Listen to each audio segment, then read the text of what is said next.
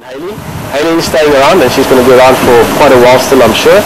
So she's not leaving, but Rob is moving on. He's heading back down to Cape Town.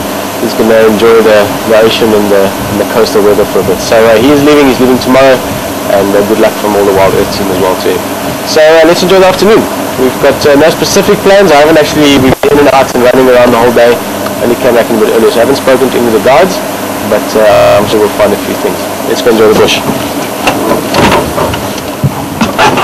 A little duiker. Duiker are typically solitary, so an impala, by going away from the herd by itself to have the young, it's just less likely to be found.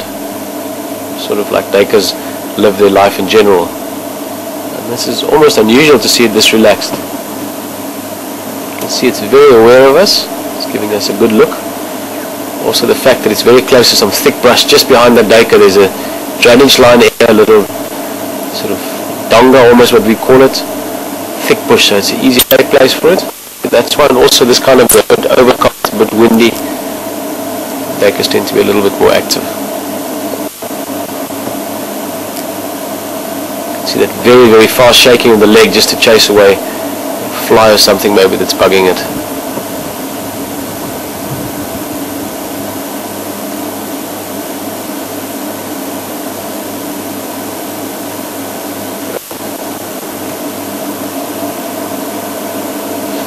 Very aware of us. That's his main, or her main, shall I say, point of interest or curiosity at the moment.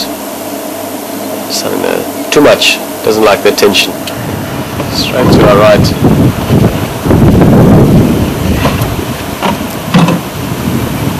We've seen quite a bit of this lately. Nyalas typically, predominantly are browsers eating leaves. I think just because the grass is so green and so lush and juicy at the moment, animals that wouldn't typically eat grass are eating more grass than usual. Very healthy looking Nyala bull. This is a guy that we're familiar with. His left horn tip, she's got a little bit of a shorter tip than the other horn. Very good shape. You can see all that hair in his back, that white crest. Nice and bright. Looks like it's been washed in the latest, greatest washing detergent. Gets the whites whiter.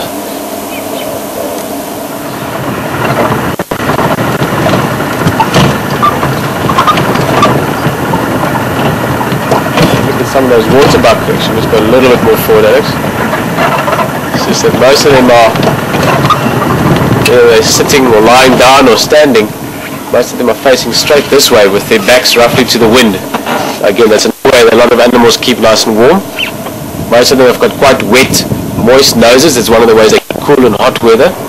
So when you get a lot of wind, it's best to get your nose out of the wind. So otherwise the nose will get nice and cold. Beautiful animals. Always mention this waterbuck is so well known for their backside markings, but face features wise as well. They're stunning antelope. Look at all the color, the grey around the neck, all the slight variations of the hues of color on the face. Very striking eyebrows. It looks like they're always a little bit stern.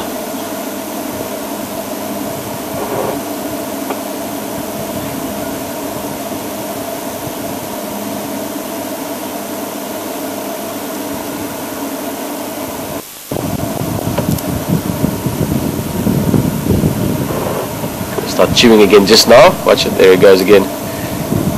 Busy chewing its cud. I'm not going to explain too much about ruminants now. For those of you that don't know what ruminants are, one of the next few drives we'll talk about it longer again, but basically animals that chew cuds and ruminate. That's what these are doing now. They've all had a feeding this afternoon, filled their bellies up with grass, and now they're just re-chewing, regurgitating, chewing the cud, swallowing, and doing this process over and over. That's why you'll watch them every now and again, they'll stop chewing, and then if you watch carefully, you'll see a bit of movement down the throat and up the throat, and then they start chewing again, looking a little bit like, I don't know, some images I've seen of American baseball players having a good old chew. No offense if you're a baseball player, it just seems that they chew gum better than most people.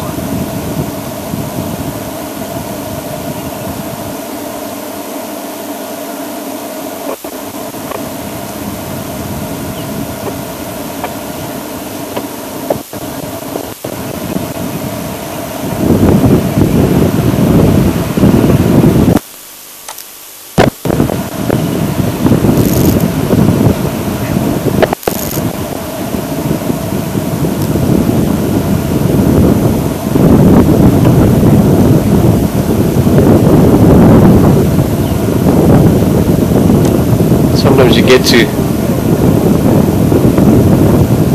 sometimes get to settings like these, especially when there's a lot of animals around. And I must admit, quite often close to Gawi Waterhole here, it's just such a beautiful area. You've got these big trees that the baboons sleep in at night, a bit of a clearing of grass, and normally some wildlife around, and it's just such a magnificent space to be in.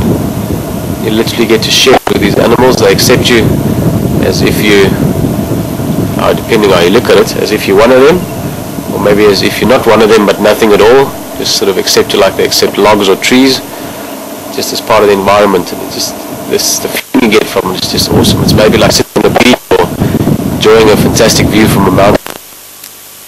This beautiful natural piece of the world, enjoying all the amazing creatures that live in it.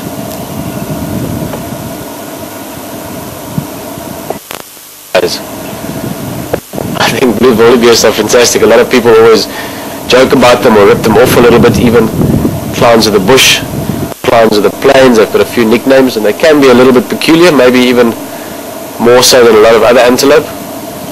Mating season sometimes, or after rain or before big storms, you see them running around and joking around and playing with each other. And they're also maybe slightly different from most antelope again. Just the shape of the body at the higher slope, from the lower hindquarters to the higher shoulders. Those are all things that we've evolved to. That gives them a perfect condition and shape and ability to survive the way they do, but it also makes them look different. I like them. I think they rock.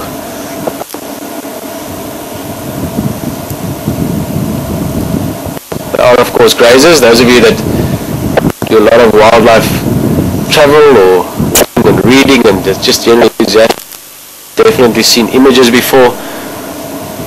Maybe you've been, if you're lucky, to the Serengeti, to East Africa, Masai Mara, Kenya, Tanzania. It's an amazing place for seeing lots of wildebeest. Alex is seeing them all over here. They're sort of standing around. Some of them still coming out of the bush in the background as well. So all of them coming out into the open, well spotted. But yeah, in East Africa you do see very large numbers of these.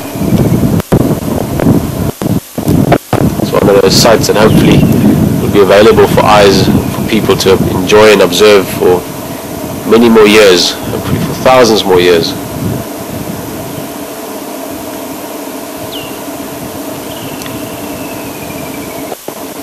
Blue wildebeest canoe.